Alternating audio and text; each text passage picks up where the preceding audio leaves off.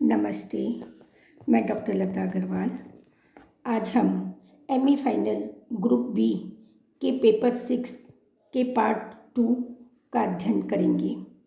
आपका सिलेबस 3 भागों में विभक्त है, पार्ट ए, पार्ट बी और पार्ट सी। पार्ट ए में हमने पढ़ा स्ट्रक्चर ऑफ रूरल सोसाइटी। ग्रामीण समाज की संरचना कैसे हुई।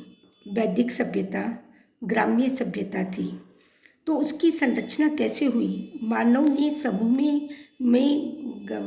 में बंधना या समूह में संगठित होना कैसे प्रारंभ किया, और वो रूरल सोसाइटी और ग्रामीण समाज एक विलेज कम्युनिटी के रूप में परिवर्तित हुआ।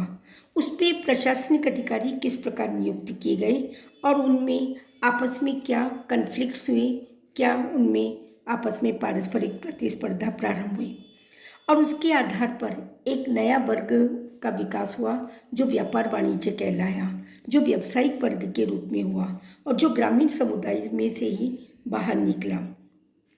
ग्रामीण समुदाय का मैकेनिज्म क्या था, उनके अपने रेजोल्यूशंस क्या क्या थे, और इसी आधार पर यह ग्रामीण समुदाय शहरी समुदाय में विस्तृत व्यापक होने लगा था।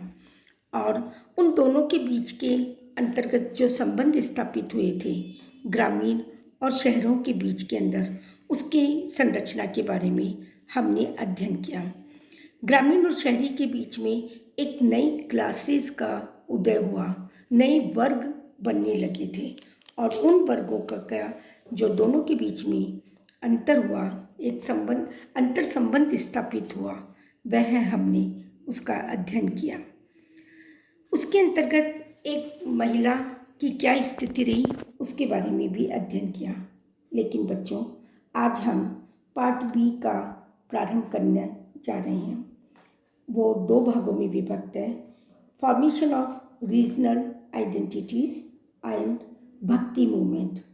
फॉर्मेशन ऑफ रीजनल आइडेंटिटी, क्षेत्रीय स्थानों की पहचान कैसे हुई, किस आधार पर हुई, उसके बारे में हम अध्ययन करेंगे। जैसे ओडिशा में जगन्नाथ, पूर्वी भारत में वैष्णव, महाराष्ट्र में विठोबा, कर्नाटक में भी शैव धर्म और केरल में नंबूदरी। इन सभी ने मिलकर के एक नए वर्ग को जन्म दिया, नया आंदोलन को जन्म दिया।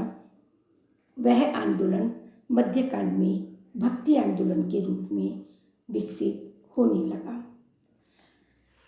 बच्चों, ये सभी को विदित है कि भारत प्रारंभ से ही विश्व गुरु रहा है, वैदिक काल से ही, और धीरे धीरे वह विश्वव्यापी होने लगा है और रहेगा, जिसका कारण है भारत में प्रचलित वैदिक काल से धार्मिक समन्वयता, सहिष्णुता और सद्भाव, समानता, मानवता, धार्मिक उदारता, आध्यात्मिकता, इन अपनी विशेषताओं के कारण भारत एक धर्म विश्व गुरु के रूप में अपने आप को स्थापित कर सका। हम इसके अंतर्गत एक शब्द, पाठ्यक्रम में एक शब्द का प्रयोग किया गया है, कल्ट, सेक्ट, कम्युनिटी, अर्थात संप्रदाय, पंथ और समूह। कल्ट किसको कहते हैं, इसके बारे में आज आपको मैं बताती हूँ। जब तक आप इसके बारे में नहीं समझोगे तो आगे हम जो भी भक्ति आंदोलन के स्वरूप की चर्चा करेंगे, हम उसको नहीं समझ पाएंगे। इसलिए हमको संप्रदाय, पंथ या समूह के बारे में जो एक दूसरे के पर्यायवाची हैं, समझना अनिवार्य है। हम जानते हैं कि भारत अपनी प्रारंभिक अवस्था से सभी धर्म और पंथ, संप्रदाय या समुदाय सामूहिक रूप से आश्रय स्थली रहा है। वह विभिन्न धर्मों और संप्रदायों को अपने अपने सिद्धांत और दर्शन होते हैं। बच्चों, विश्व के धर्म हिंदू, मुस्लिम, ईसाई और पारसी सभी का अपना ईश्वरीय ज्ञान है। जो मनुष्य अपने धर्मों के ईश्वरीय ज्ञान से अज्ञान रहता है, तो वह अज्ञानता उसके दुख का कारण बन जाती है। धार्मिक दर्शन के माध्यम से ही मानव ईश्वरीय ज्ञान प्राप्त करता है और सुख का अनुभव करता है। कल्ट क्या है? जो परंपरा से चला आया हुआ सिद्धांत, मत, ज्ञान, विश्वास, प्रथा या रीति। यह एक ऐसा धार्मिक विश्वास है जो किसी एक विशेष समूह के अंदर अपने दार्शनिक सिद्धांतों के माध्यम से परंपरागत रूप से चला आ रहा है। किसी विशेष मानव समूह का हित जो धर्म के माध्यम से होता है, जैसे वेदों के अंतर्गत हमने प्रकृति को अपने हित का कारण माना, मानव का जिसने विकास को संरक्षण दिया और मानव के विकास में हितकारी रहे। धीरे धीरे ज्ञान का स्थान, यज्ञ का स्थान भक्ति ने प्राप्त किया, जो भक्ति आंदोलन के अंतर्गत निहित था। एक ऐसी विचारधारा जो हमें मार्ग, हमारे विकास के लिए, हमें समाज में रहने के लिए रास्ता दिखाए, वही संप्रदाय, पंथ या समुदाय बन गया।